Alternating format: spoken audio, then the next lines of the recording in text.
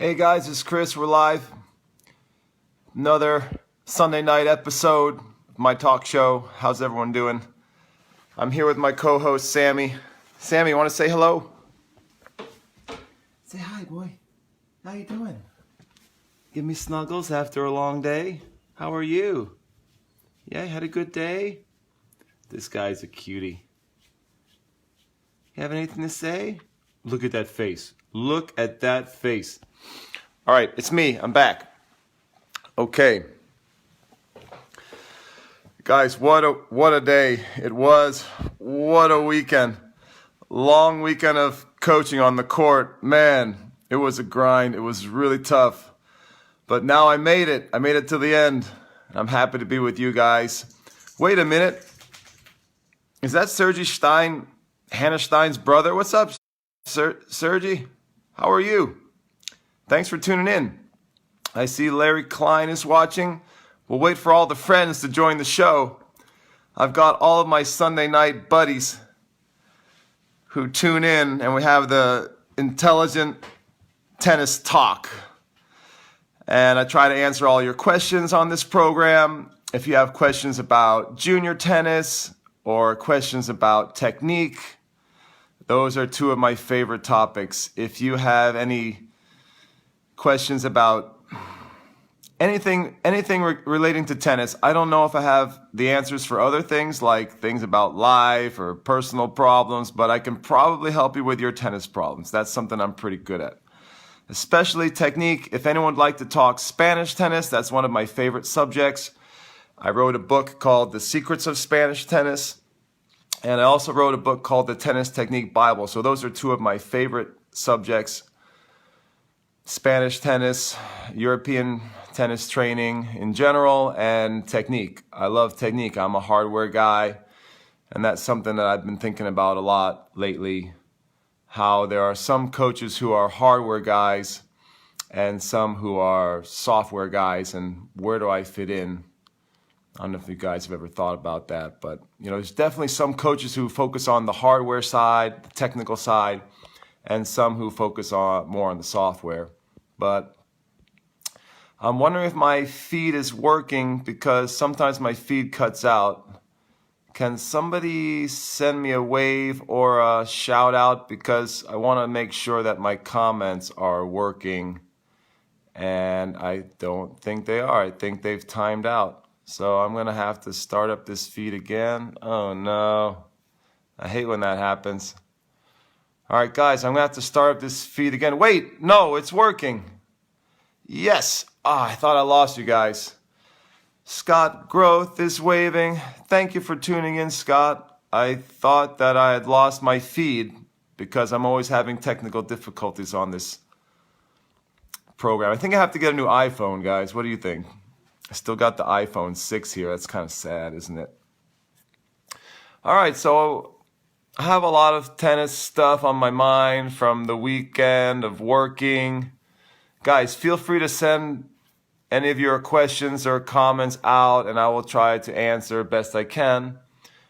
Let's see, what's first on my mind? I've been thinking a lot about junior development and what is the best way to build technique, for example. And I know a lot of coaches, they believe in building the drive. They believe in building the Lansdorp drive early on. And so that's something I've been contemplating a lot. Is that the correct way, or is there a way to develop spin and RPM at a young age along with the drive? And I think that's kind of how I do it. I like to develop the spin very early on, and then I like to go to a spin drive, like a combo deal. And then when I see a good spin drive, I like to get that powered drive. I guess that's what Lansdorp kind of does. But I guess I do it kind of in reverse, or a little different than some do. I know I'm doing it different than some. So I was working on that tonight with a young boy under 12. No, he was 10 years old, and I wanted him to drive the ball, but with a good RPM. And that's kind of a big debate that I see a lot in junior coaching is, what do we teach the young children? Do we teach them a drive, like flat, or do we teach young kids spin? You know, so that is a big question. Thank you guys for tuning in. I see I've got some new friends on the program. Joey Lavulo is watching. Joey, that's my Facebook buddy. Sorry we're debating so much, Joey. I respect your opinion, but I guess we see it a little bit differently. But I really appreciate you sharing all your comments on Facebook. That's cool, man. Thank you. Appreciate that. I think I said your name wrong, Lavulo. Sorry, man. I'll try to get that right. But we're having a good debate on Facebook, don't you think? One of the debates we were having was whether we should teach like a solid foundation of, I'm sorry, Joe, I'm going to say old school or classical technique, like follow through a little higher, drive through the ball. That's kind of what we're getting at with the Lansdorp drive that I was just talking about. Should we teach that base of technique to young kids, or should we teach them something a little more, I'm sorry, Joe, I'm going to say innovative or cutting edge or a bit more modern? And what Joey was arguing on Facebook, he was saying how you want to get that base, you know, that technical base, sort of, I don't know how to describe it, Joey. Maybe you want to post a comment, Joey, and I'll run with an answer, or we can debate it. But, you know, you get that solid drive going with a kind of a higher finish, like follow through to the shoulder kind of deal, and good extension, probably stepping into the ball, right, Joey? Probably stepping into the ball too. And then off of that, you can sort of, you see a lot of innovation from the players. But what I'm sort of saying is, I want to skip that. I want to skip that stage, and I want to get sort of a hybrid, like some of those fundamentals from the past. Sorry, I'm going to call it from the past. Some of those classic fundamentals, along with more modern flavor.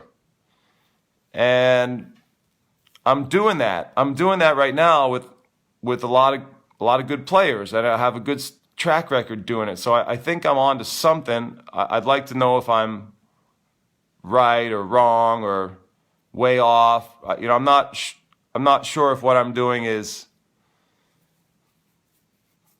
100% perfect, if it's going to work for my players down the road. I believe it is. I see it working. And I think it's going to be a new way that we can teach technique to young kids eventually. And I know some of the guys who some of my supporters are also seeing some of that technique, and they're trying it back home, and it's working for them too, like sort of the system, the method. So, did I lose my feed here again, guys? I feel like my comment section is not updating. Fabian Rivetta is watching. Mark Hansen is watching. Thanks for waving. Chalam Sri Kaiwenguam. I cannot pronounce that. I'm so sorry. Thanks for waving. I want to check my feed here. Oh no. This is happening too much. Hold on a moment. Got here. Let's see. Did I get a better connection? Yes. Maybe. Can somebody post me a comment or a wave or something, and let's see if my connection is a little better here. I hope it's working. But guys, let me know what you think about that. Did anybody see Tiafoe or Tiafoe, as I've always called him? Then one of my students said, no, it's Tiafoe. But I've been watching a little bit of the AO, and I think Tiafoe he's always been my pick for the American next-gen player who's going to break through. And I think we're seeing some of that at the Australian right now. He made the quarters. He beat Dimitrov. And I've always liked his game. Has anyone noticed, you know, I'm a technical guy, I'm a hardware guy, so has anyone kind of noticed his serve technique, where he has kind of a, sometimes it's called a cobra style wind up on the serve in the beginning as he goes up into the trophy position. It's kind of cool. I don't know if I will teach it. I don't teach it yet. I know some coaches really like it, where you have sort of the hand down like this, and then there's some research that argues that it helps get more acceleration down into the back scratch. And I don't know if it's good research. Maybe it's an opinion piece. I don't know if there's been hard sports science on that, but it's kind of an interesting trend. You see Tiafoe does it. There's a few other guys who are doing it. It's compared, you can contrast it with, say, Federer, who has more of like a classic, the arm position is straight up instead of like that. So there's this idea that holding the racket and the hand like this, you can accelerate it down into the drop, and it will increase racket speed. So there's kind of a theory, a sports science theory about that, technical theory about that. I don't know if that's the case, but I find that kind of interesting. One thing about Tiafoe is I've hung out with him and watched his training down at USTA for the last couple years. I've had a chance to watch. I had a chance to watch him in Orlando at Lake Nona, and I also watched him train at Jose Higueras' ranch in Palm Springs. And I've just, ever since I watched him, since he was, I guess, an older teenager, I was really impressed with his game. And more than just his athletic abilities, a tremendous athlete. Like, if you watch him up close, I got the chance to watch him train for a couple weeks in different locations with USDA, and I was really impressed with the way he runs. He's a beast. He's a machine with his legs, and even more than that, I was impressed with his attitude, the way he practices. He's a very hard worker, but he's also chill. He's got a great personality, great sense of humor, and I just love the way he embraced life and training. And I think I wrote a short article about it after I came back from one of those study trips, and I sent it out to all my families and my students, and I said, if you guys could have the attitude of Tiafoe, where you train like a beast, but you have a good sense of humor, you smile, you enjoy life and training, and you appreciate what you have. And I just thought that was a beautiful combination. And so I'm kind of rooting for him because I like his personality. And I don't know him personally well, like we're not friends, but I've spent time with him on the practice court, observing his training up close. And so I just feel that connection, and I'm really happy to see that he's doing so well. Made the quarters pretty good for American men. And we have a bunch of women in the draw too. Scott Groth, is it Groth or Groth? Scott Groth, I'm going to say Groth, says, Big Foe is a stud. Is that Tiafoe? Yeah, Tiafoe. Is it Tiafoe or Tiafoe?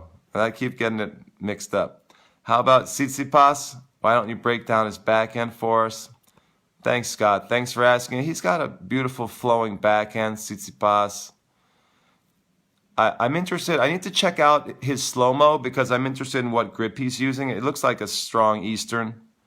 And I have this theory that the one-handed backhand grip is going to go more extreme Eastern and more almost semi-Western to handle high-bouncing balls. But you see guys like Team. Like, I don't really like Team's backhand. I like Tsitsipas' backhand better. From what I've seen of it, it looks a little more Eastern, and it's so flowing and elastic. Sometimes on the Facebook groups, I talk a lot about elasticity, and I think that's a good example there. He's got great elasticity and pretty much picture-perfect form. I don't know if I'm going to break it down more than that, but I do want to check out his grip structure. That's sort of the trend that I'm interested in with the modern one-handed backhand. I'm interested in the grip structures, and I'm interested to see if we can observe a trend where the grip structures are going more extreme, more to the Eastern, more closed basically, and more to the semi-Western. And I think the reason is because you got to play heavy. You got to be able to play really heavy, and you want to be able to handle heavy topspin balls that are coming at you.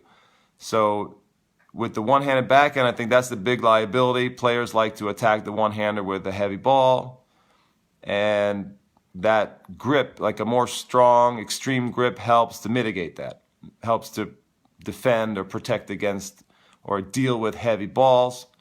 Also, another thing that I've been working on a lot with my students is there's one grip. If you hold a semi-Western forehand and you flip it around, you can basically hold the same grip for a semi-Western or extreme Eastern one-handed backhand. And I find that fascinating, and I think it's a very good grip structure. I have a few of my young players doing that grip structure right now.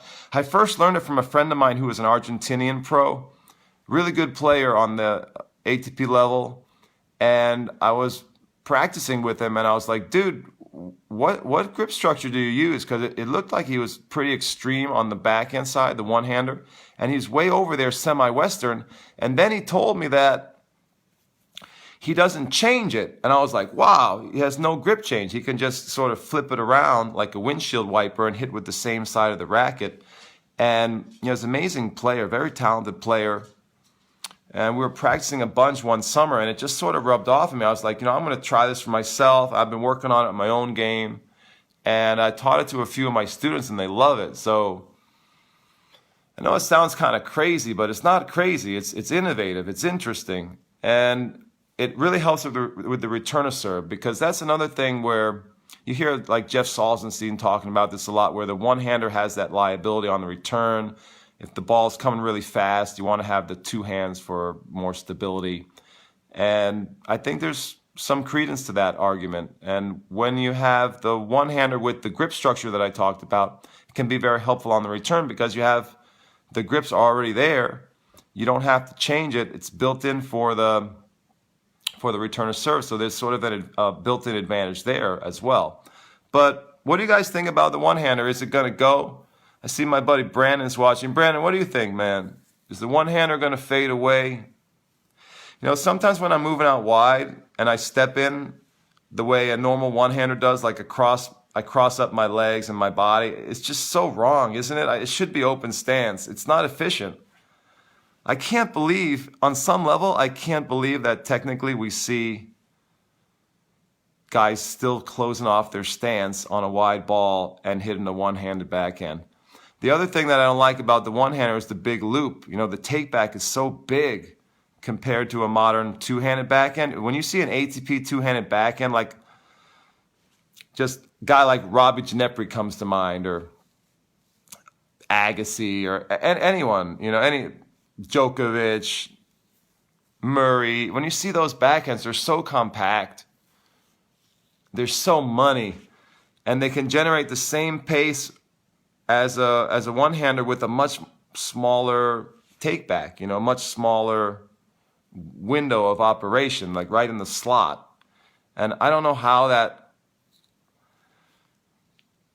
I can't believe everyone's not doing that. Or I can't believe everyone's not hitting two forehands. That's the other thing. I really think that there should be more players playing ambi-style, two forehands, two modern, semi-Western, more or less forehands, rather than the two-handed backhand at all.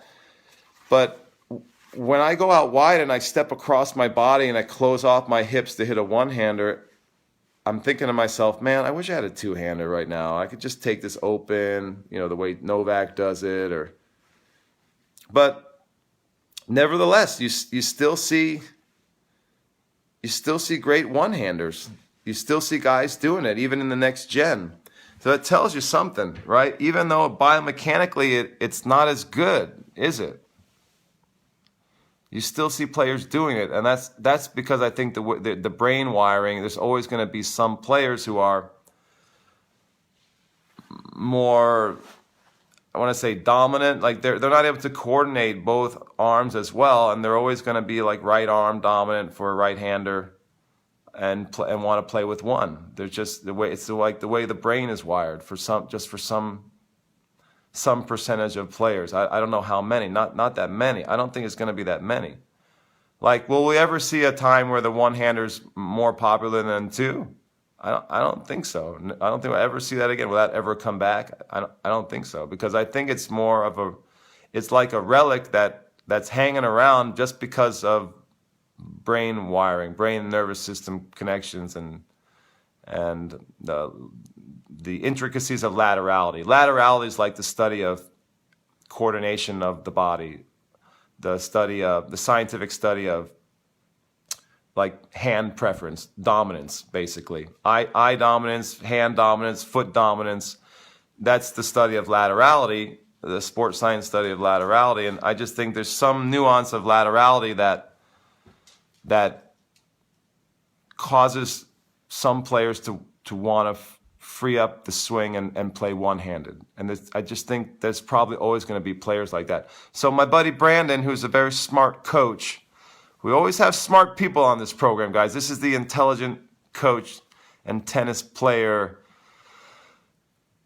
talk show. Brandon says, if my comments are working correctly, the one-hander is here to stay. I'm sure Team and Shapovalov's success will keep it alive. Are you sure, Brandon? I mean, yeah, that's kind of the common sentiment.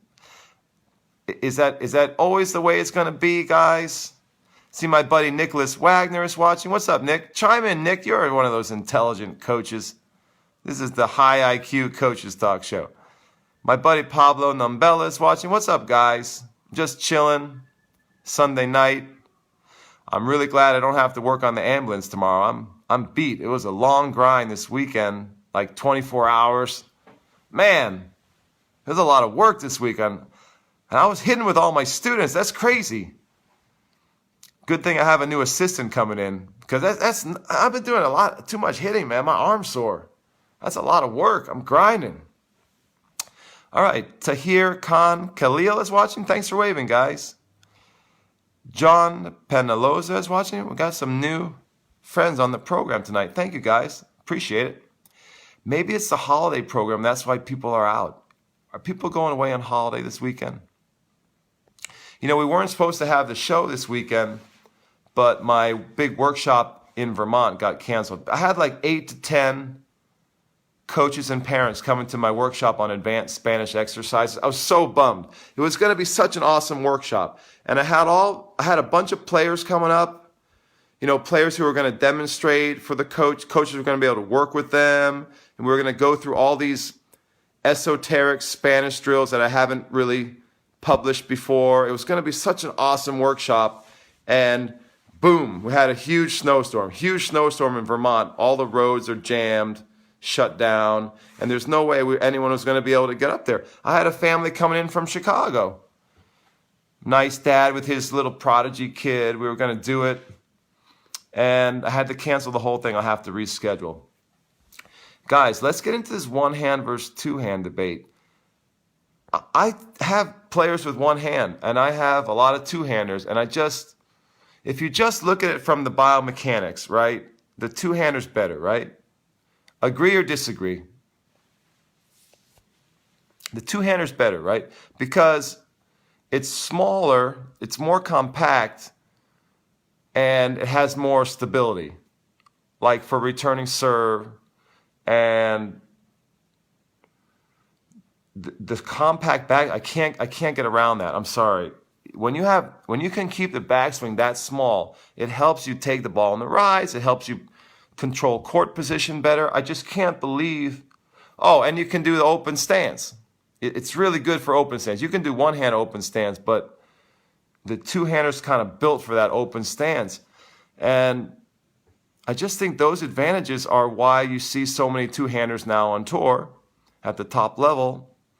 And how is the one-hander staying around? Despite its biomechanical inefficiencies, it's staying around because of some intricacy, some nuance of laterality, where there's some element of hand-eye dominance, something going on with the brain and nervous system that there are certain players who just love the feel of that one hand, and they can't get the arms to coordinate very well. Oh, that's my take on it. What do you guys think? Man, I had a lot of stuff on my mind tonight. Do I want to say some stuff that's pissing me off or no?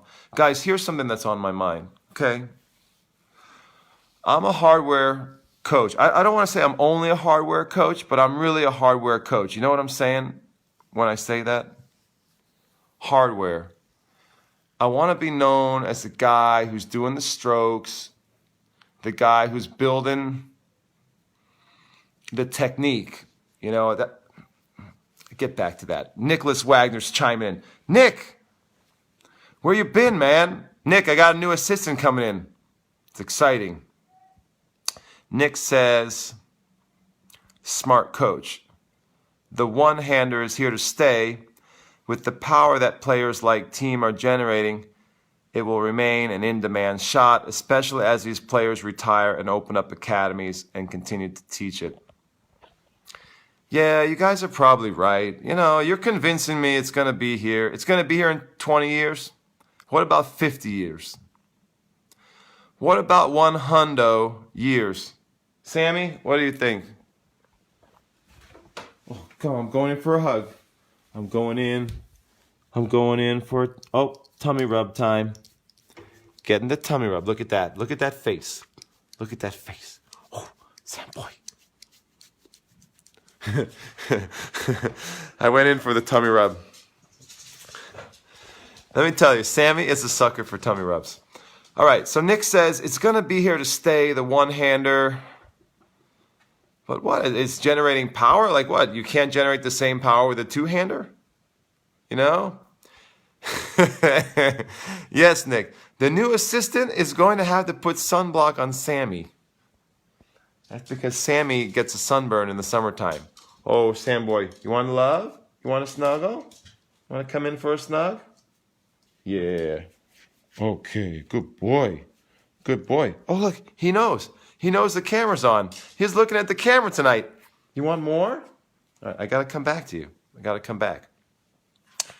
So, guys, tell me honestly, the two-hander's better, right? Two-hander's better than one-hander because it's more compact. That's a big advantage. You can take more open stance, and it's more stable on the return of serve. Return of serve is at a premium nowadays. You got to have a great return of serve, right?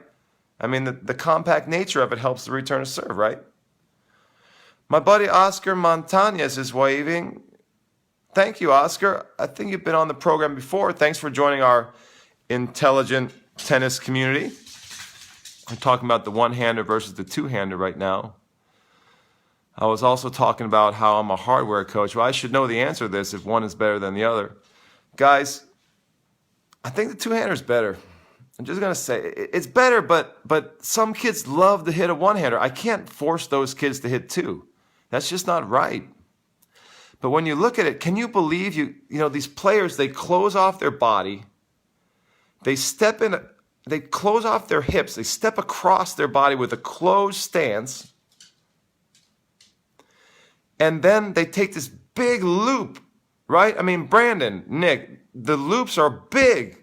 How are they getting away with that considering the speed of the game? It's an interesting question. It's interesting to me. Like, I want to teach everyone a two-hand or a forehand. Is that nuts? It's a little nuts. Just try to think outside the box, people. I want to teach everyone a two-hander or a forehand. I want to teach two forehands. I'm going to have a player coming up soon who's going to do it. I know I am. I just need to get a parent who's crazy enough. I need a parent to give me the okay, like to sign off. Say, Chris, go for it. Do it. Let's do two forehands. Do you see the guy in the Challenger Tour who's doing that? There's a dude on the Challenger circuit doing it right now. I posted his videos on some of the Facebook groups. There's a guy right now. He's like the mirror image. Basically two Rafa forehands on both sides, or two whatever, two modern semi-Western forehands on both sides. All right, getting back to the one-hander. Brandon says, Wawrinka has a good return of serve. He just backs up 10 feet from the baseline. I know, that's another big debate, where to stand on the baseline. It's a great return of serve debate, guys. Getting into some tactics, Oh, yeah, my friend Jeremy Malfay is watching. What's up, Jeremy? You're on the program, man. Sammy Madison is watching. I think that's my cousin or my niece or so. That's family. What's up, Sammy? All right, we got another Sammy on the program right here. Check it out. Sam boy, get in here. Oh, you're not happy? You want to go night-night? I think he's mad at me. Well, that's the other Sammy. He's on the program too. He looks mad at me. Sammy is so mad at me tonight. And he's so mad at me this winter. He's just got a permanent grudge against me because it's cold and he blames me. Like, it's my fault that it's cold. It's not my fault. Like, I didn't do it. I don't make the weather. But he doesn't have any hair and he kind of blames me for the chill that he has every morning. And then he's just looking at me all the time like, he's like, dude, can you feed me some better food? Can you take me out on more walks? Can you take me out on more play dates? And I don't know what to do. It's freezing out. He doesn't even like to walk in the cold like that. But he's grumpy. He's mad at me. He's very irritable this winter, and I don't know what to do.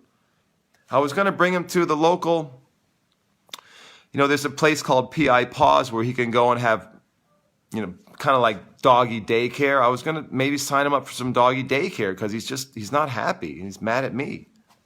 Dude, don't look at me like that. Don't. He's looking at me with these real forlorn eyes. All right, Tim Treat is watching. We got all the regulars jumping on the program here. The program is heating up, even though it's a cold winter night in New York City.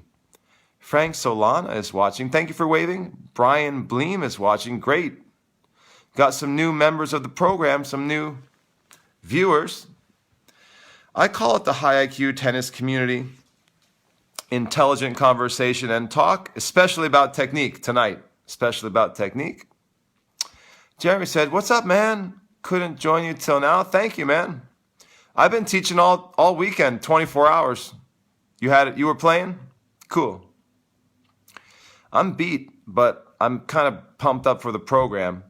I had a lot on my mind. Some nights I have nothing on my mind. Like my mind is like mush. There's just nothing going on there. And then some nights I have a lot on my mind. So there's a lot of tennis issues swimming around my brain tonight. Brandon says, so we're having this big debate about the one-hander versus the two-hander. Good topic for a debate, guys. It wasn't even on my agenda, but let's dig into it because it's interesting. In the future, one-handers could just play from farther back from the baseline and hit extreme heavy angles and height. Okay, well, Brandon, don't you think that court position is at a premium in the modern game? I mean, don't you hear that talked about a lot, how court position is so important? Wawrinka plays deep with the one-hander. How about Shapovalov? He plays pretty deep, doesn't he? Federer doesn't. He takes position very well. Tsitsipas. How about Tsitsipas? I have to watch him a little more. How's Tsitsipas' court position? Tsitsipas, I think, is kind of a mix. Like he plays deep and then he's able to take the ball early too. Somebody correct me if I'm wrong. I have to watch a little more Tsitsipas. I have to check out his grip structure too. Who else is a one-hander who plays deep? Like the way Guga used to do it? I just think it's wrong. It's not right. It's not a good biomechanical shot for the modern game. It's just not. It's too big. The backswing's too big. If there was a way to figure out how to make it like an ATP one-handed backhand backswing, it would be, you'd kind of get me on board with it. I would be pumped up about the one-hander for the 21st century. Let's say for the whole century, guys. I'm saying for the century, not just for the next 10 years or whatever. My buddy Gordon Paul's on the program. What's up, Gordon? Gordon, is that a doggy? You got a doggy on your profile? Nice. Maybe that's why you're tuning in. You want to see Sammy, not me. Sammy is very forlorn right now. He's mad at me because it's so cold. My buddy Ben Stern is watching. What's up, Ben? Thanks for waving, buddy. Guys, if you have any questions about tennis technique, Spanish tennis, junior development, that was another topic on my mind, guys. I wanted to talk a little junior dev, where I just want to bust this myth about how it doesn't matter what your ranking is when you're young. Guys, honestly, that's a bunch of bullshit. Everyone knows what I'm talking about. It definitely matters what your ranking is when you're young. Okay, I don't want to hear that. because that's a common myth, and it's I hear it so much, I'm getting a little tired of it. My buddies on Payers and Players podcast, Scott and my other buddy's name slips my mind at the moment. Sorry, man. Scott and it slipped my mind, but I'll remember in a moment. But it's a great podcast, Payers and Players. They did a whole segment on how I think they did a whole show on this topic where they sort of busted the myth, and it's Robert Garrett. I knew I'd remember Robert Garrett. So you got Scott and Robert. These guys are great. Guys, if you like podcasts, go check it out. Payers and Players. Great podcast. And I've been watching all their stuff. They're really into junior development, like me. So they did a whole show on how this is a myth, like how coaches will tell players and parents, oh, don't worry, you're Johnny or Lisa, not doing very well in the rankings, can't get into nationals. Don't worry, it's a marathon, not a sprint, right? You hear that a lot. Just a bunch of bullshit, too. I mean, it is a marathon. It's not a sprint, but it's a sprint, too. It's both, let's be honest. Because if you can get a kid making money and making top ranking faster, I think it's better. I think you're a better coach, to be honest. What's our job after all? Especially if you're doing serious development, like you're trying to get a kid to the top of the pros where they're trying to make a living, like a career. Why not make more money? Get them to the top faster. If you can get a kid to the top at 17 or 18 rather than 21 or 22, it's more earning years. That's how I see it. There's more years to make money. And I think you're a better coach if you can do it faster. So, yeah, it is. You got to have a long-term perspective, but not too long. Right? Now, you should have a long-term outlook, but not too long. Come on. I mean, if you can get a kid to the top at 18 where they're making money, why wait till 22? Do it. Do it young, do it fast. So I have a problem with that myth, and you hear that a lot. You hear that talk a lot. And the other thing is the 12s ranking, 10s ranking, 14s ranking. You hear coaches say it don't matter. I don't believe that. It matters. You got to be on the boat. You got to be on the boat. What I mean by that is you got to be somewhere near the top if you're going to make it. You got to be somewhere near the top of the country. You got to be on the radar screen. You can't be way off the chart somewhere. You can't be struggling down in sectional land and coach is telling you it's going to work out in the long run because it's a marathon, it's not a sprint. And the coach is saying, hey, nobody cares about 12's ranking. Don't worry about it. And he's telling the parents, hey, don't worry about this. Don't worry about that. Remember, it's all about peaking for the 18s. You hear that a lot too. I'm here to tell you guys, there's some truth to that, but it's mostly a bunch of shuck and jive. And you hear that from a lot of coaches who don't really know what they're doing, or they're not efficient. That's really what it is. They're not efficient. They can't get a player there faster or fast enough. And so they make excuses. It's basically excuse making. You know what I say about excuses? Excuses are, that's what losers do. Losers find an excuse, winners find a way, and winners find a way to do it fast, real fast, as fast as possible. I have a need for speed. I want to get a player to the top fast. Obviously not too fast, because you don't want to rush it too much, but basically fast. If you can do it fast, I'm saying you're better. You're a better coach, and you feel free to disagree with me if you'd like, guys. Let's see. I think Nick may disagree with me here, or maybe not. I'm not sure. Let's see. All right, we've got some comments on the board. I will try to answer. This show is spicing up. Guys, everyone's tuning in. This show is starting to blow up. Let's see what we got here. Brian Bleem. I love that name, Brian Bleem. You got the alliteration going. He says, hi, Chris. Is the Eastern backhand the only grip you can use to master the one-handed backhand? No, dude. No. Okay, I'm going to get my trusty racket. Hold on. I'm mobile. I'm mobile. Chris is mobile. It's late Sunday night. I've been playing way too much tennis today, guys. I played so much tennis today. I can't believe it. My arm should be falling off. How am I doing this at my age, guys? Nick, I need you back. I need you back here hitting with me, Nick. You gotta hit for me, man. I'm teaching too much. I'm playing too much. All right, I got my trusty racket. Can you guys see this? I'm gonna try to do this. All right, Brian. All right, so, right. So what I'm talking about with the grip structure is basically take a semi-Western forehand, right? You guys see that? It's a semi-Western forehand. Now, just take it and flip it around to the other side. So I got my semi-Western forehand grip, right? Now, bam, that's your backhand. So, that's the grip that I'm talking about for the one-hander that I think is more modern, quote unquote. It's more cutting edge. It's more next gen, whatever descriptor you want to call it. I think that's the grip to go with. I've been working on it with a bunch of my students. I have a few one-handers right now in my stable, and they're doing it, and it's pretty cool. It's working out great.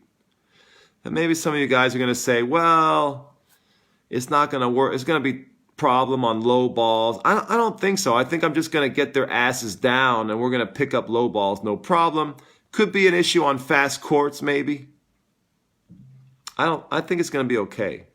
I think it's going to be all right. But did you guys see that grip? Does anyone need to see that again? So Eastern backhand I'm not as ecstatic about. I'm not as thrilled about that, the good old-fashioned Eastern backhand. The grip that Team is using, I don't know. Nick studied with Team. Is it Austria, Nick? Like Nick Wagner's been traveling there to study with Wolfgang, right, Nick? That's awesome, man. I have a lot of respect for that. I have a lot of respect for coaches who travel and try to learn from the best minds out there. I'll tell you that much. So, Nick, what's Team's grip, man? It's pretty conservative, right? Like he's not very extreme, is he? Like from what I saw, Team is pretty classic. I hate to say it, but sorry to be a Team basher, guys, but I'll just say it. I don't like his backhand, I know he's super strong. He's like an amazing athlete, and he does it. He does it really well, but I don't like his grip structure. I love his forehand. His forehand's so explosive and it's whippy. It has that elasticity that I like, and it has a nice parabolic shape that I like to teach to the young kids. But the backhand just doesn't look right. It looks like a backhand from 1985 with a modern explosive elastic forehand. I don't get it. I don't understand. I don't know how is he winning on clay like that? He's such a good clay court player. Nick, how's he doing that? How's he doing that on clay? How does he get away with that? Like, why aren't guys killing him with high, heavy stuff? How does he do that? And how is he able to survive on clay without the grip to generate more spin? Like, he's not able to play real heavy off that backhand, is he? You know what I'm saying? Maybe his just forehand's that good, or his serve is so good. Maybe he's able to just get away with it. But I don't think it's ideal. Like, I'd take a Djokovic backhand over Team backhand any day. Because, like I said, it's compact. It's better off the return. Can have better court position. You can use the open stance better. I know a lot of the one-handers are doing open stance now. Team is amazing. He can do that stretched one-handed backhand, like open stance off of different setups. It's pretty amazing. But maybe that's just because he's a great athlete. Like, I wouldn't say it's a good model for the future. I would just say it's sort of a one-off,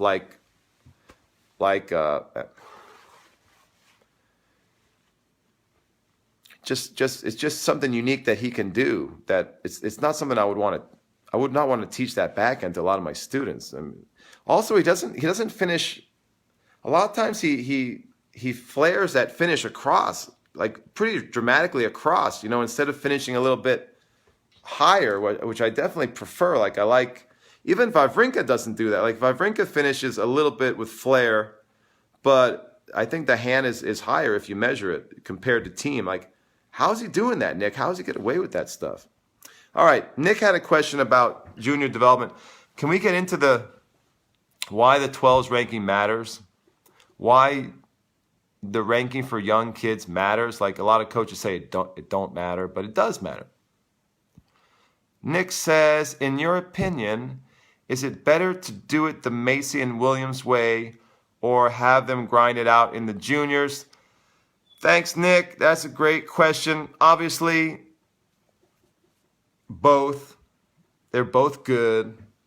I wish more people would do the Williams way just to prove that it works, because I don't think you have to do the junior grind the way some people think you have to do it that way. I think that's a bunch of baloney. I would like to see more kids and families doing it in a healthy way with less competition, less chasing points, less doing the tournament grind. So does that help answer your question? It's a really good question. I think I'd like to see more families doing a variation of the Williams way, the pathway, where maybe they spend some holidays back home.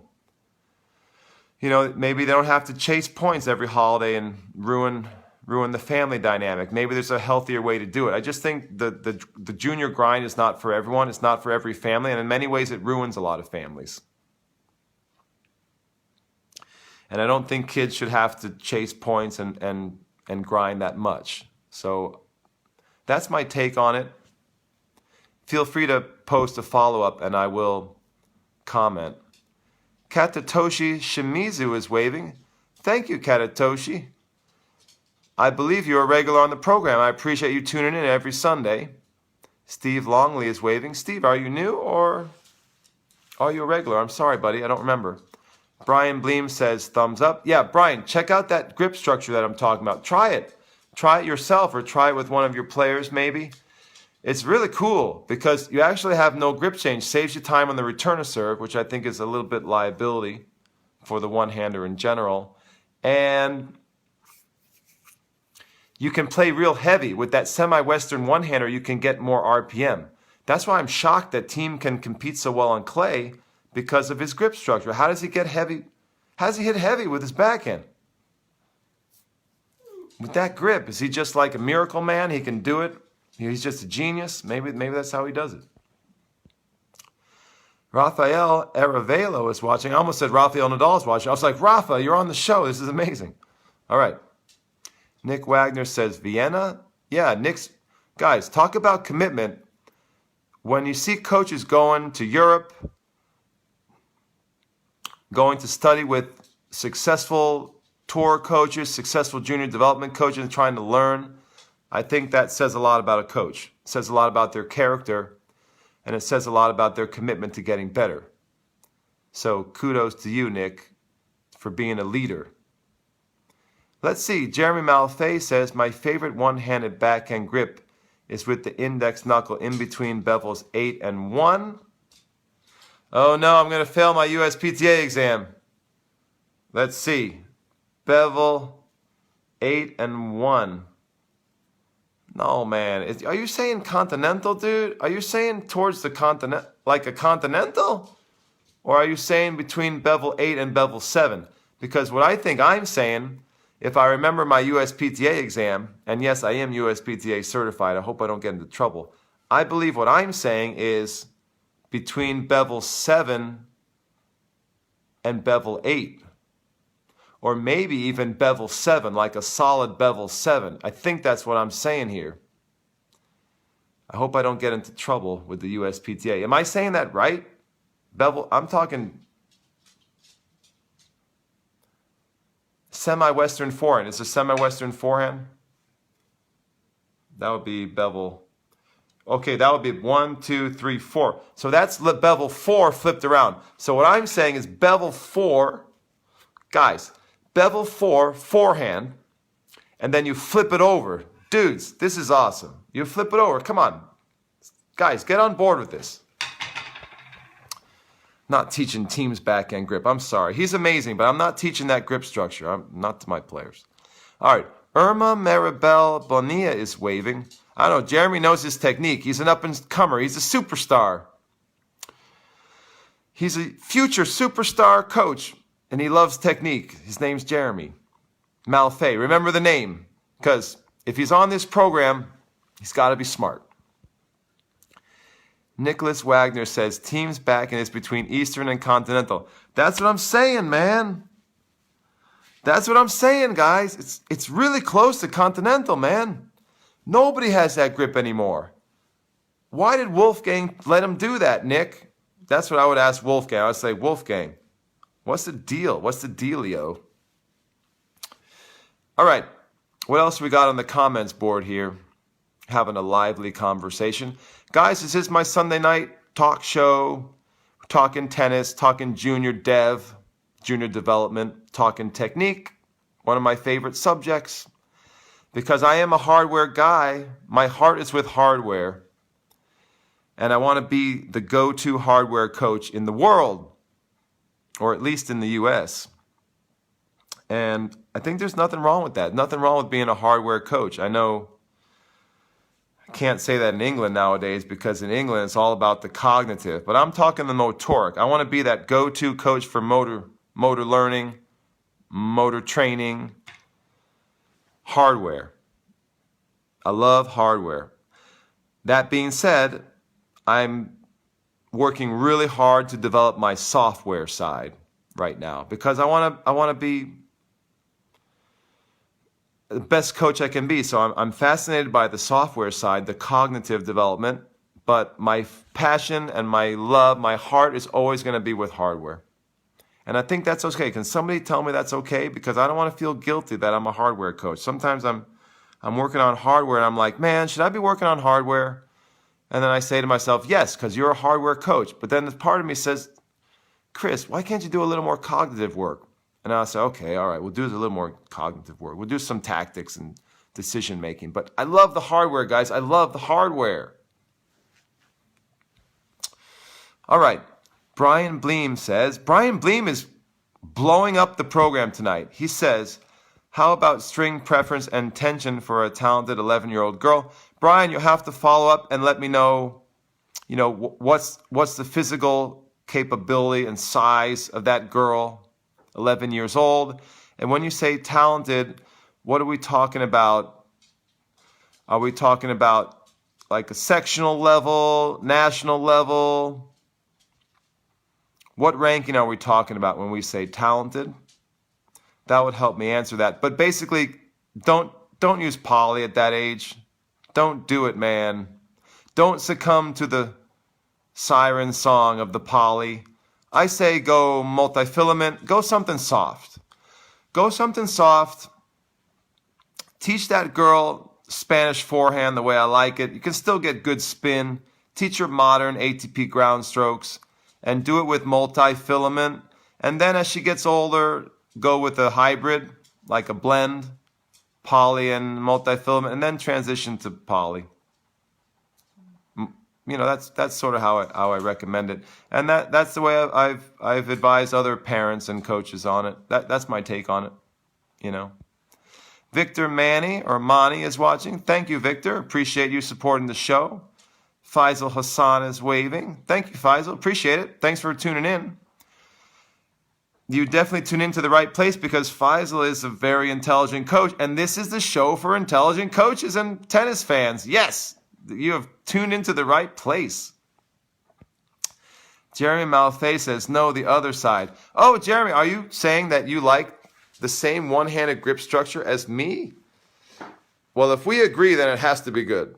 Has to be a good grip structure. We were saying how we like is that bevel 1? Did I just fail my USPTA exam again? That's not bevel 1. That's bevel 7 and 8. That's bevel 7, dude. That's bevel 7. We were saying how we like the semi-Western one-handed backhand as the grip structure for the future. And that is a bevel 4. If I got my bevels right, that's a bevel 4 semi-Western forehand, and you flip it over into the backhand for a one-hander. Guys, you know who does this right now? Who has a two-hander, which is pretty rare and unique? Jack Sock. Watch Jack Sock. He's actually closer to I would say a bevel 5 forehand. Let's see, 1, 2, 3, 4. I would say he's closer to a Western bevel 5, and then he flips that thing around, and he hits his two-hander with his knuckle on top like that. Very unique grip structure from Jack Sock. A very unique player with a lot of innovation. In my opinion, Jack Sock is very innovative. Some coaches look at Jack Sock and they say, nah, it's an aberration, it's not good. It's nothing I would ever teach to my players. And yeah, there's some of that on his forehand. The forehand's pretty wild. But what I see with Jack Sock is innovation. I see creativity. I see elasticity. I see massive whip. Hashtag whip. That's the name of my new forehand online course coming out. I'm going to plug that. Hashtag whip. You know, so when I see Jack Sock, I see innovation and whip. Massive whip. And I love whip. I love elasticity. So yeah, it's not perfect. I probably wouldn't teach all of the nuances of his forehand, for example, but it's a great shot and it's elastic. I love elasticity. Paolo Melgarejo is watching. He's a regular. Thanks for joining in, Paolo. Appreciate it. Throw up a comment or a question if you have one. We're having a lively show. I'm trying not to make it too lively because I'm chilling. Had a long weekend of teaching, a long weekend of grinding on the court. Let's see, we had a bunch of comments. I'll try to get to them. Jeremy says, you have failed the grip exam. No! I failed the USPTA grip exam? No, dude. This is 1 on the top. Or is it 0? Is it 0 on the top? It's 1 on the top. This is so embarrassing. You know, I don't think I can. I'm going to have to reduce my lesson rate for getting this wrong. It's 1 on the top, 2, 3, 4, 5, 6, 7. Well, if it's not, it should be. I'm making a new grip chart here. 1 is the top. I'm saying, I mean, who made that grip chart anyway? I'm making my own grip chart. I'm saying 1 is the top and 7 is left of the top.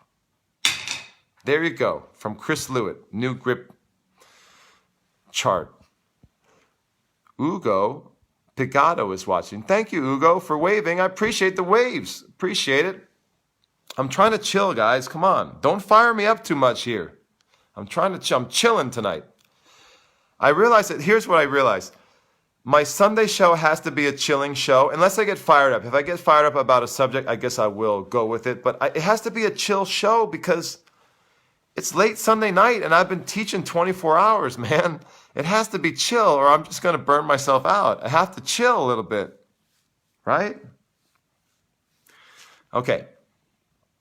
Nick says, Nick, thanks for supporting the show tonight. You got a lot of intelligent questions here and comments. He says, I have a young girl now who plays very little tournaments but hits with my sparring partner every day, and she is excelling faster and is much happier than a lot of tournament kids.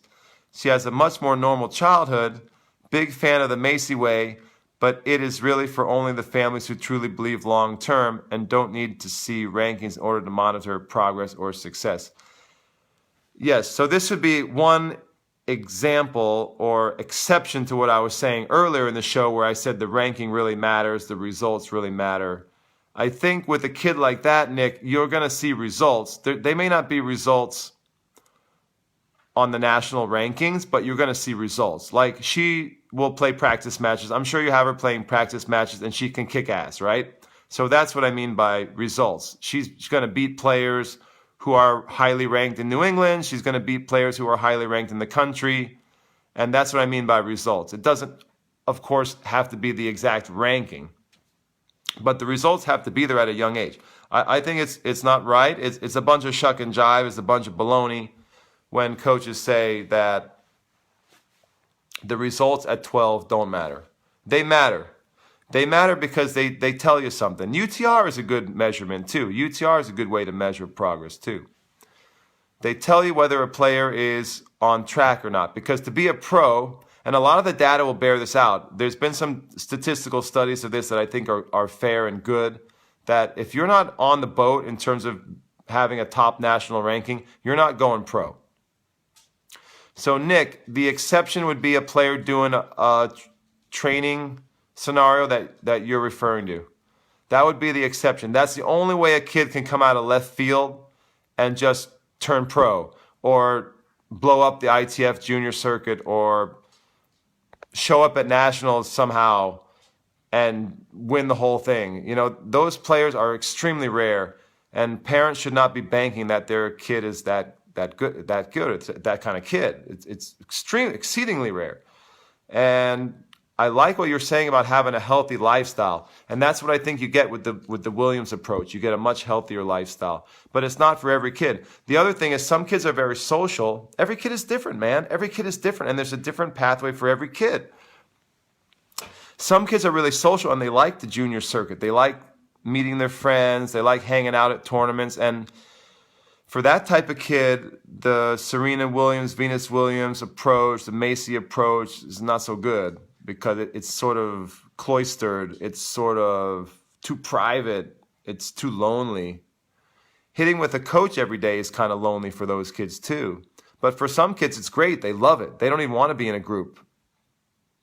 I've talked about this a lot, different personalities. You know, some kids don't even like groups. They don't want to socialize. The hell with that.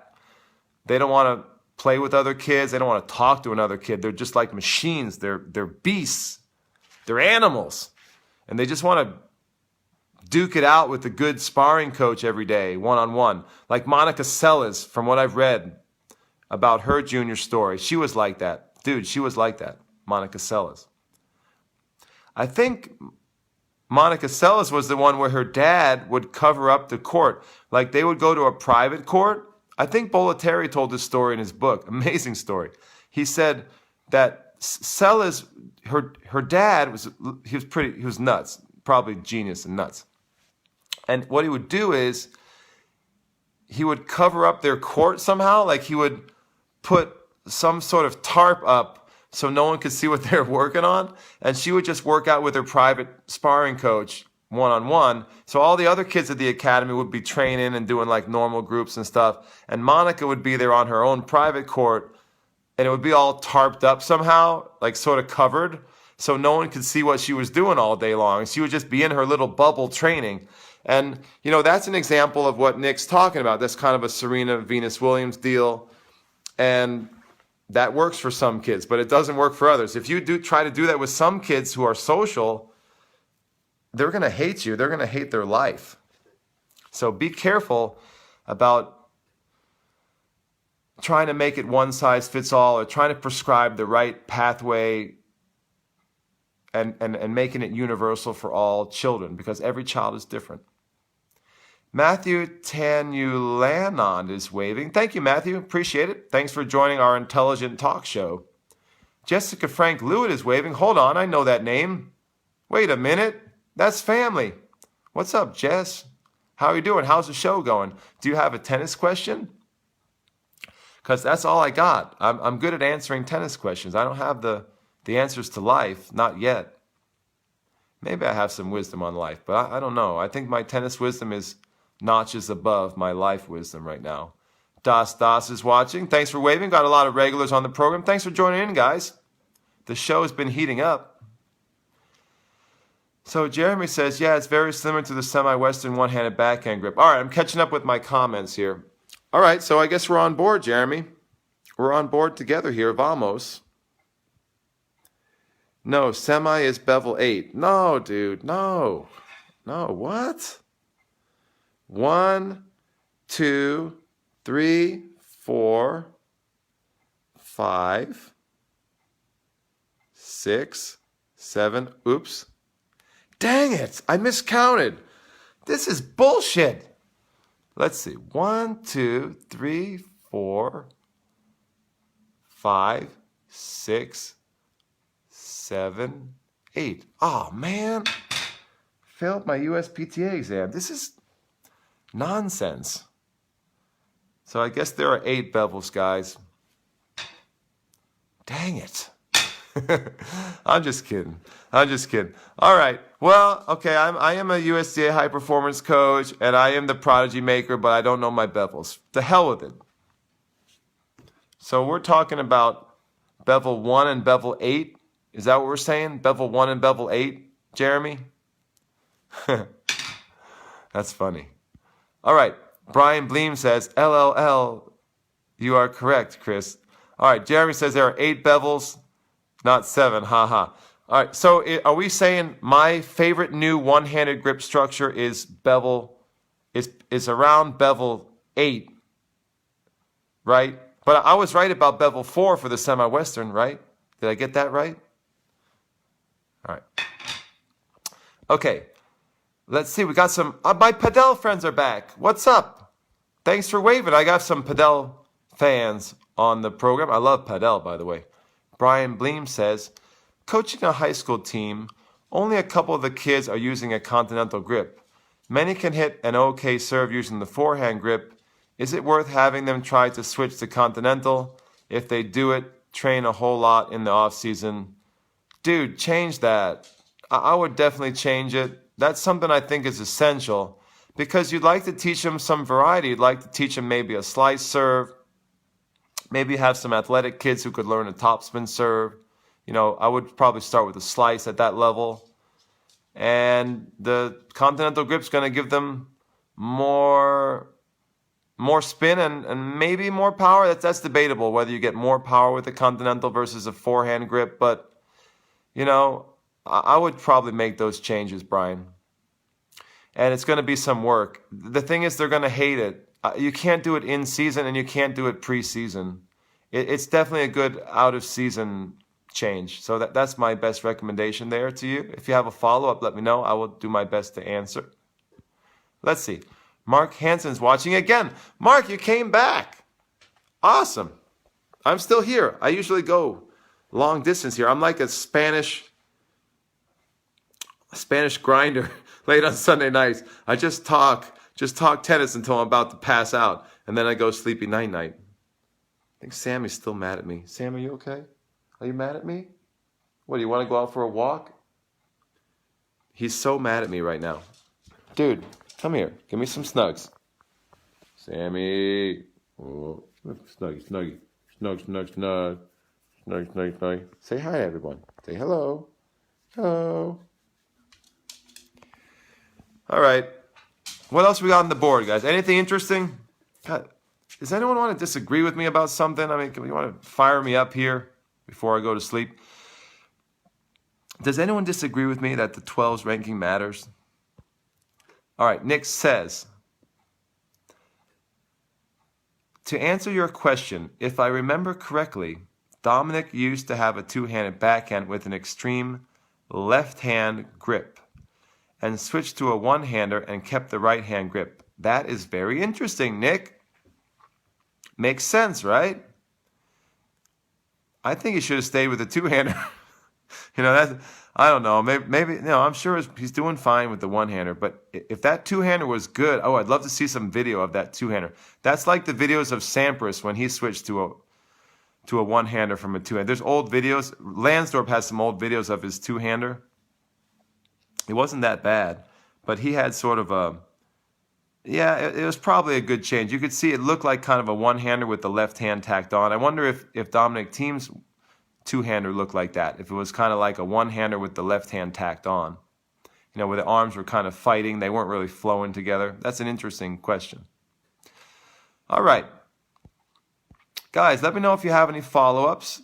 Did anyone see my reality shows this weekend where we were on court? Do we have any questions about the show? I thought we had some great lessons this weekend. If you haven't checked them out, go to my YouTube channel. It's youtube.com/Chris Lewitt. And you can see all of my shows. We have all of my reality shows on there. A lot of them are live on court. I don't know anyone who's doing live on court lessons every week right now. Unscripted, unedited, live lessons on the court. I think it's really fun. And the coolest thing about it is my students are having a blast. My students are all asking to be on the show. They're all asking to be on the YouTube channel. They want to be rock stars, and I think that's cool. So not only is it cool to share my coaching methodology and my coaching style on the court and my philosophy, but I think it's also cool that I get to feature my students and they get to have a chance to feel the pressure of having the camera on them. You know, it's not easy sometimes to perform when the camera's on you. So they get to have that experience, and they also get some celebrity status. They get to be famous on YouTube, at least briefly, for their short moment in the spotlight. And sometimes they get their friends to watch them. And sometimes they have a kind of a cheering club watching. I think it's so cool that my students are getting involved and excited about the reality show and the filming that we're doing. So I think that's really cool. And I think it's cool that coaches are watching. Coaches are watching and learning from those shows. Parents are watching and using some of the techniques with their kids. It's great. That's awesome. That's why I'm doing it. I'm also doing it to showcase my methodology, my technical method especially, because I think what we do with technique on the court is relatively unique and innovative. I think I'm innovating on the court, and I want people to learn about it. I want to show it off to a certain extent.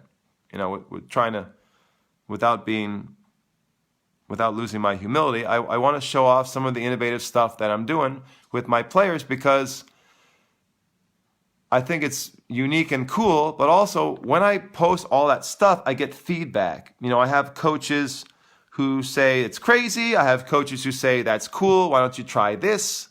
Have you ever tried this? What do you think about this? And so I actually become a better coach, I think, in the long run. I become a much better coach because I'm getting feedback on my work all the time, rather than teaching in a bubble. Because if you teach in a bubble where you're the boss or you're the head honcho and you never get feedback or criticism, I think you lose something. Your system, your method never gets challenged, and sometimes you don't grow as a coach. So what I'm finding is by starting this channel and featuring my live coaching, I'm helping myself grow as a coach and develop. So it's challenging me to be a better coach, making me think about what I'm doing. Sometimes I can watch my own lessons and learn as well. So that's also another way you can learn, by watching yourself. And many times we don't have a chance to watch ourselves on court. So I don't want to sound like a narcissist, but sometimes I'm able to watch some of my clips and I'm like, wow, that looks good, or no, I don't like that, or oh, I didn't realize how it looked like that, you know, and you can learn and develop that way as a coach. So I think it's very good, very educational, and for others and also for me as well. All right, we have a few comments on the board.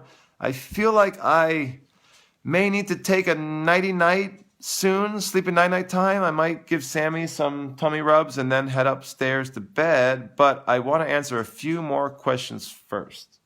Sammy, what do you think? Should we go night-night or answer a few more questions? Oh, okay. I'm sorry it's so chilly. I'm sorry it's so chilly out. I'm going to get you a blanket, okay? I'll get you a blankie. All right. Guys, let's check out a few more questions here. Nut or nut Nguyen Duck is waving. Thank you. Thank you for waving. Scott Growth is back. Thanks, man. I'm still going here. Brian Bleem says, Brian is blowing up the show tonight. Do you know how common or realistic it is for the USDA to provide money to redo a court owned by a tennis and swim club? Yeah, I actually do know that because I am a club owner and I have looked into that. There are some, at least last I checked, some good scholarship programs for clubs who want to renovate their courts, especially if they want to put down the, whatever you want to call it, quick start lines or the 60-foot lines. So yeah, there's actually some discount programs for that. I believe they're still active. Just got to go to the USDA website and check it out. Happy to advise you on that. I know that I looked into it, and if you put down the mini tennis lines or the marks for the 60-foot court, the orange court lines, USDA will pay for a certain percentage of the court development. So that's pretty cool. And I would definitely recommend doing that. All right, guys, any more technical questions? Let's see, what else was on my mind tonight? Hardware versus software. 12's junior development. Man, something else was burning me up. Guys, is it wrong? Tell me, is it wrong to do a lesson, let's say a private lesson, and just do technique? Because sometimes I do that, and I sort of feel guilty, but I don't. I feel on one side of me, I have this schizophrenia. On one side of me, I feel it's kind of sad. I'm like, oh man, we didn't play. I didn't have any fun, or quote unquote fun, with this player. But on the other hand, I'm thinking to myself, I got so much technical reps in. I got so much work done. This kid's going to thank me later. You know, they're going to send me the thank you card later. It could have been more fun, but they're going to have a huge advantage in terms of their skill development. Sometimes I think that, and I have that debate in my own mind. Like this morning, tell me, is this wrong? I was doing, I'm a hardware coach. I'm going to say it again. I want to be the go-to guy for hardware. Hardware is in my heart. So I had a lesson this morning, and I wanted to work on hardware. I wanted to work on technique, and the kid wasn't really into it. I'm not going to name names this time, but he wasn't really into it. And I said, dude, come on, man. Let's work on this. Let's do this. And he said, well, can we rally? Can we play some points? And I just put my foot down. I was like, no. And some people would say, that's so mean, Chris. How could you do that? You just said no. The kid wants to play points, and you said no. Well, we played points the last week, and I said, dude, this week I want to work on hardware. I want to get some skills going.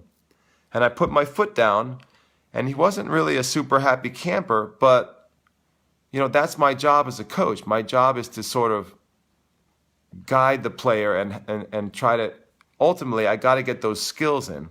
So when I see a player who can do the reps, who's willing to do the reps, I want to take advantage of that. I want to get those skills in there as best I can. And I guess, the game-based guys are going to flame me for that. They're just going to trash me for that and tell me that I'm a bad coach, I'm a bad person.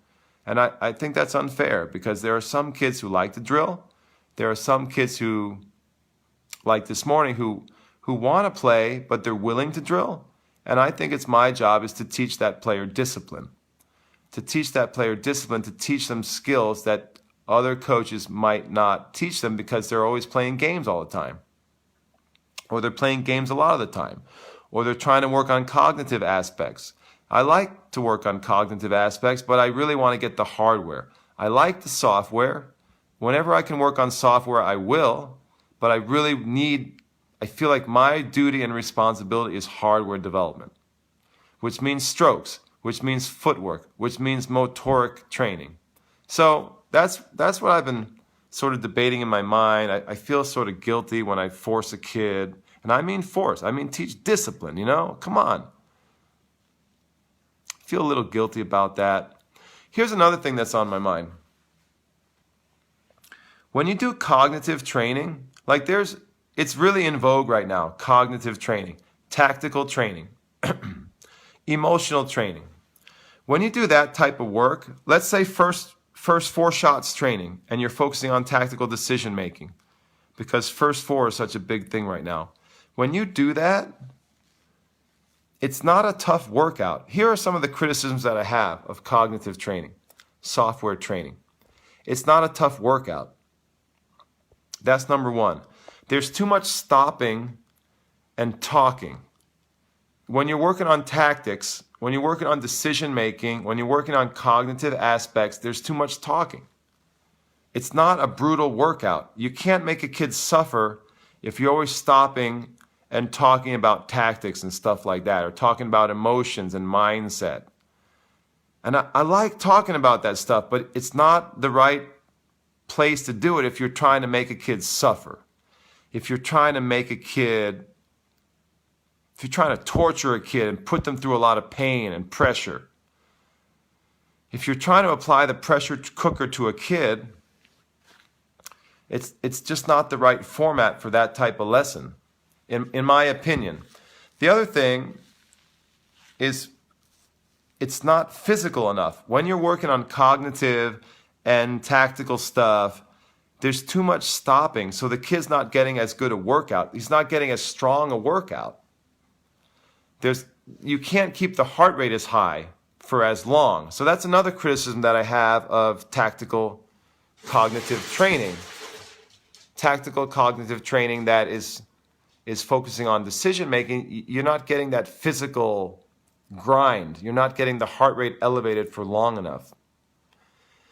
The other problem that I have with working on especially the first 4 shots, this is the same argument that I have against first 4 shots training. If you do too much first 4 shots, one of the issues if you do that is you develop kids with a short attention span. You develop kids who want to pull the trigger all the time. You develop kids that are obsessed with first strike. And I believe that young kids should learn to concentrate. They should learn to develop patience. That's an important word for me, patience. In general, they should learn to extend their attention span. They should learn to lengthen their concentration. And when you're working on first strike, when you're working on first 4 shots, tactical decision making, that's it. You know, the point is over. Bam, bam, bam, point's over. S1, S1, R1, over. And then you talk about the decision. That type of lesson, I'm not saying it's a bad lesson. I like that type of lesson, but only if the kid is a beast, already a physical beast, very disciplined, very good concentration, very good stamina, and what was the other one? Yeah, that's basically it. You got to have like the physical qualities, stamina, mental qualities of willing to suffer, and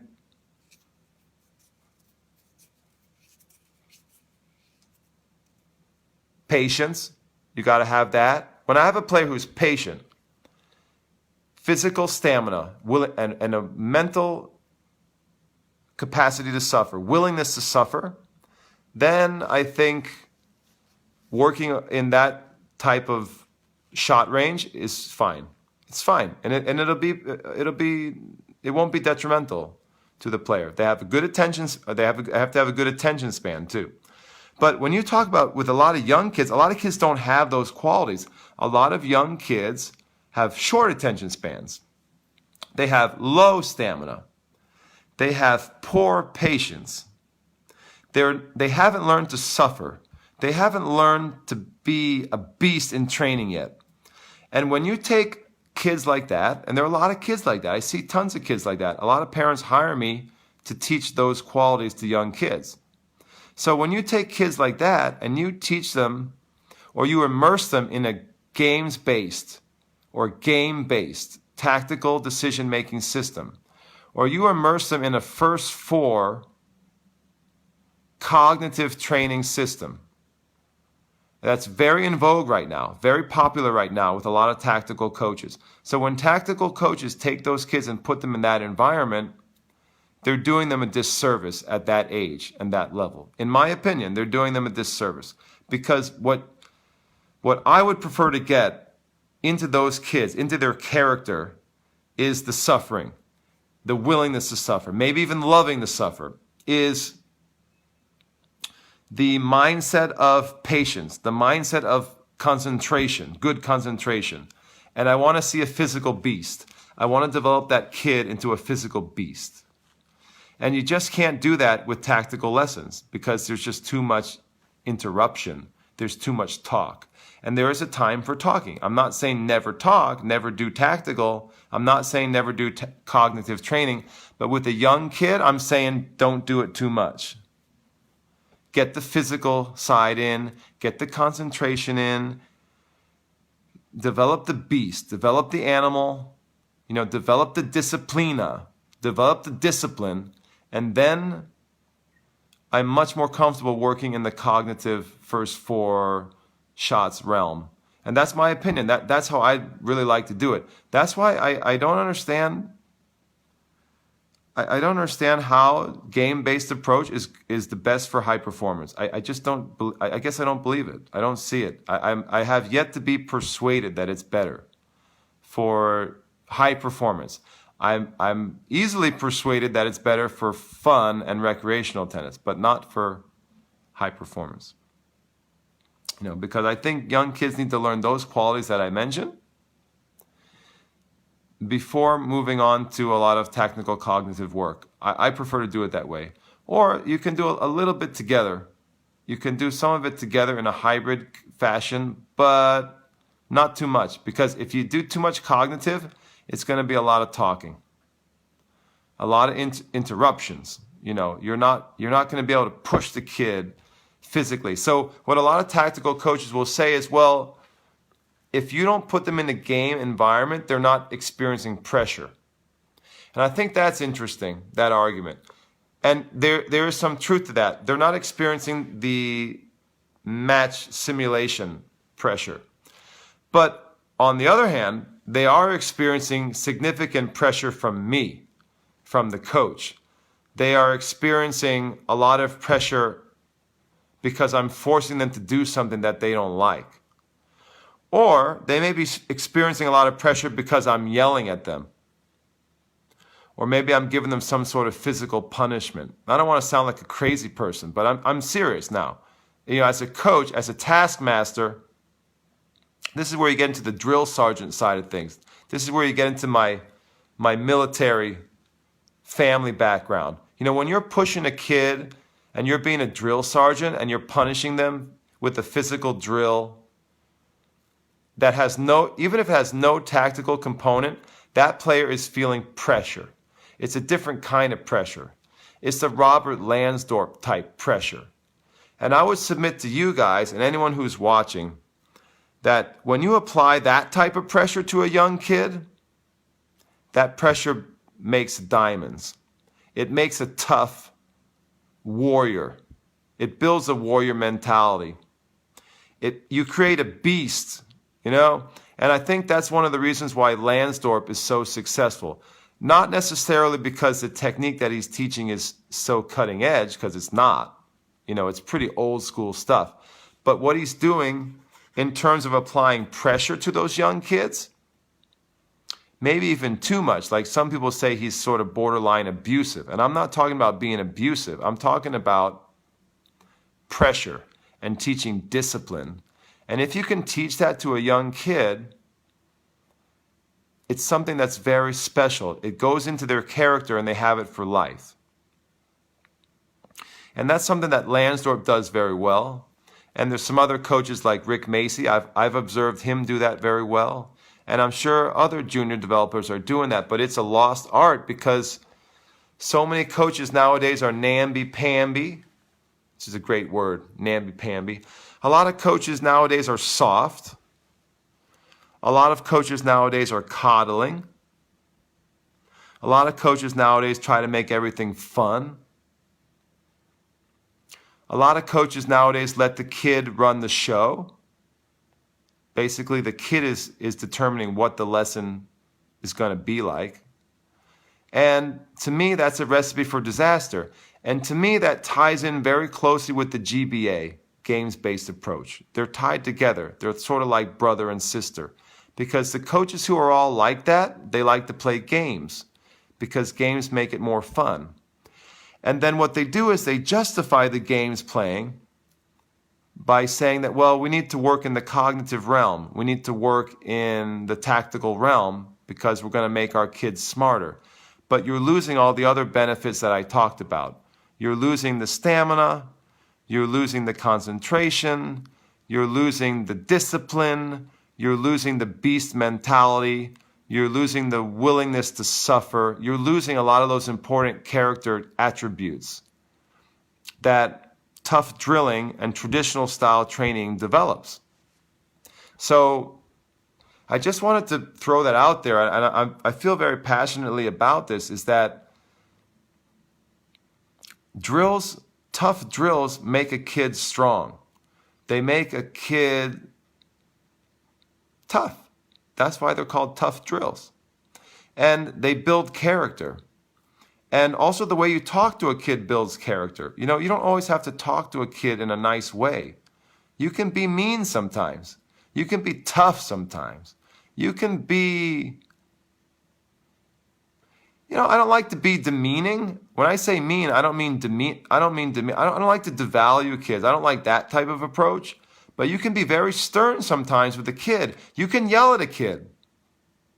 You can yell at a kid, and it doesn't have to be always negative. It can be a positive. You can be yelling at a kid and applying some sort of positive pressure to them.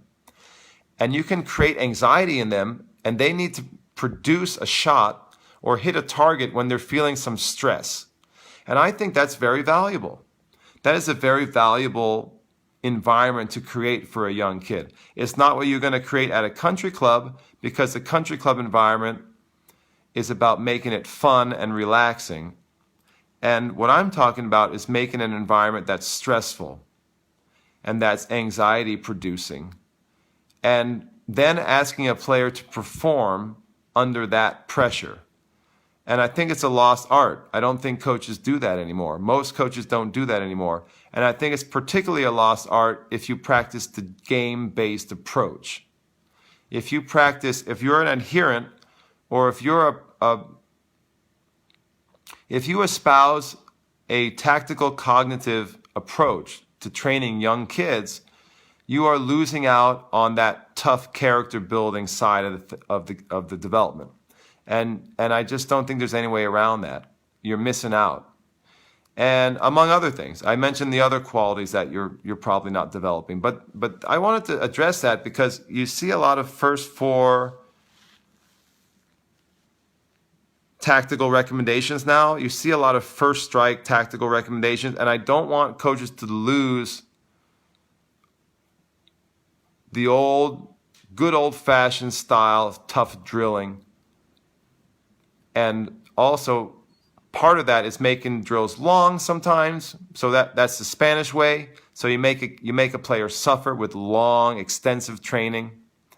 And I don't want coaches to forget that, yeah, it's great to work on a young kid's cognitive mind. It's great to work on a young kid's emotions and mindset. It's great to work on a young kid's tactical decision making, but don't forget the good old-fashioned discipline. Don't forget to teach character. Don't forget to put a kid under real pressure, which is the pressure of a tough environment. Not just the pressure of a point, because that is valuable pressure, but the pressure of stress. Put stress on a player. And a lot of coaches don't do that anymore, because we're taught in many of the coaching courses like USPTA, PTR, and all over the place, we're taught to create environments that are not stressful because we want the kids to have fun. And I think that's a mistake. All right, so those are some of my comments tonight. Brian Bleem says, thanks, Chris. Lots of good points tonight. Love the honesty. Yeah, we're trying to, I'm a straight shooter. And I believe in not stirring the pot just to stir it, but trying to call things the way it is, call things the way they are, and also to remind coaches who are out there of what it really means to train a kid for high performance. And I think that, especially with GBA and cognitive tactical training, we don't want to lose sight of the benefits of some of the traditional approaches, and especially long drills and long rallies. And I want coaches to sort of find a balance, to find a middle road. I'm a big believer in finding a middle road. So I'm not saying GBA is bad, all bad. I'm not saying tactical cognitive work is also all bad, because I believe in that stuff. I use that stuff all the time. But I'm saying don't forget about the other stuff.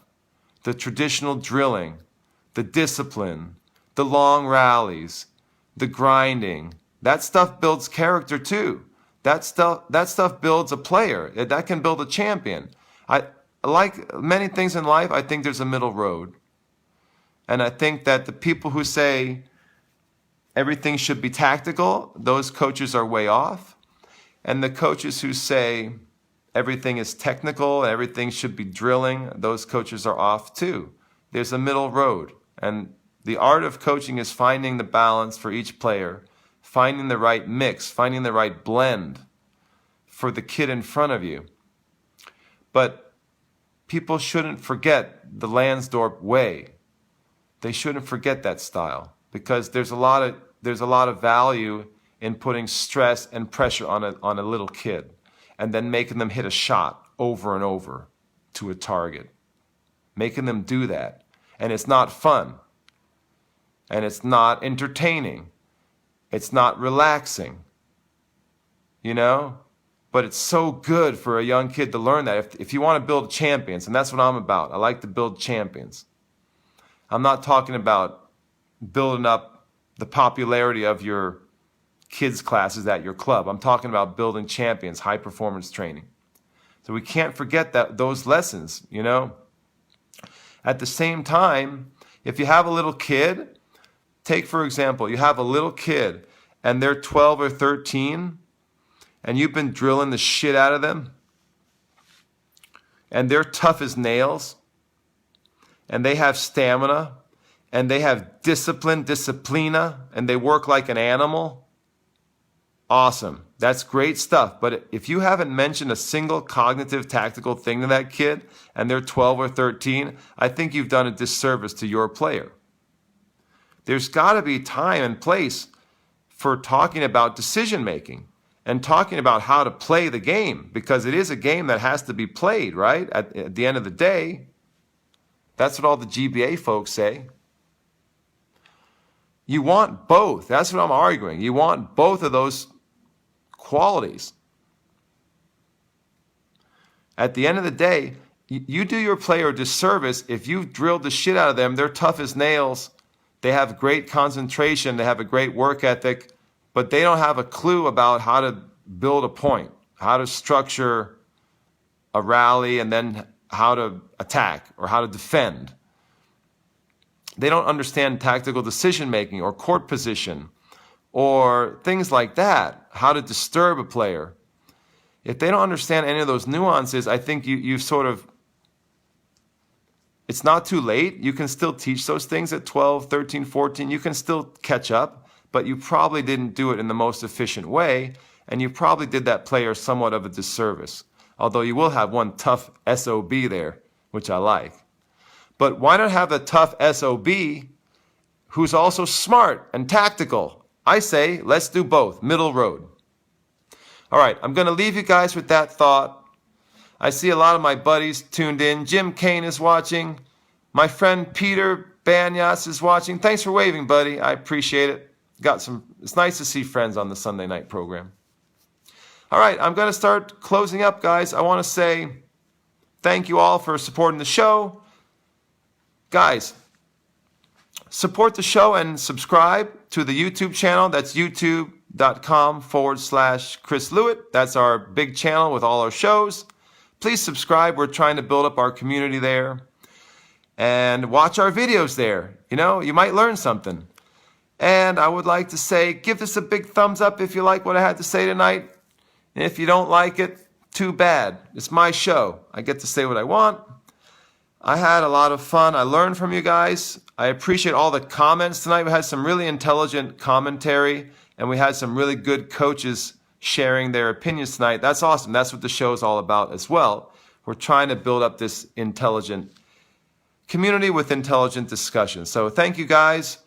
Let's see what's happening on the agenda. I have a big workshop coming up February 18th and 19th, so I'll just remind you of that. I'll kind of plug that for a moment. It is called Advanced Technical Development and Prodigy Building. Very cool title, if I might say. It's a 2-day workshop for high performance training for coaches and parents, and it features technical training, my technical system and methodology, and also my experience working with young prodigies and how to train prodigies, really talented young kids. So I think it's going to be a fascinating workshop. That's on the horizon, February 18th and 19th. That's in Vermont, at my club in Vermont, in the northeastern United States. And what else is on the horizon? We've got some really exciting stuff coming up with the YouTube show. So stay tuned. The show is going to be getting better and better. I'm going to be training this spring, and we're going to try to document my training as I get ready for some ITF Pro Circuit events. I can't call it the Pro Circuit anymore. I'm going to have to call it the World Tour. It's no longer the Pro Circuit. I'm so bummed. And I might play some money tournaments this summer, so we're going to document some of my training, which I think will be fun. And also, when we get into the summertime, as the summer rolls around, we're going to be filming a lot at the summer camp. So you guys will get a sneak peek, an inside look at my camp operation, how I run my groups there, and the methodology that we're using. We run a very Spanish system during my summer camp. It's going to be really cool. I think everyone's going to love it. And what else? Maybe some more insight into my life and my work and my career. I'm going to try to maybe do some off-court filming this year on the reality show, on the YouTube reality show. So we got some interesting stuff coming up. I hope to see you guys at the next workshop, see you guys at the next show. Thank you for tuning in. Thank you for subscribing, guys. Oh, I got some buddies tuning in. Thank you, guys. I'm just wrapping up. Sorry. Have to catch the replay. If you have any comments from the replay, let me know. I check all the comments later tonight or tomorrow. And I will be posting my thoughts on the comments section of the YouTube post. So thank you, guys. Have a good night. God bless. Have a great week of coaching if you're teaching out there. And remember to give your students your absolute best. Come on. Also, learn from your students. It's not a one-way street. We don't know everything, guys. A lot of times your students may know more than you. You want to try to learn from them. Also, parents. A lot of times parents know more than us. Try to learn from your parents, guys. Don't have that negative outlook regarding the parents. Learn from your parents. Learn from your students.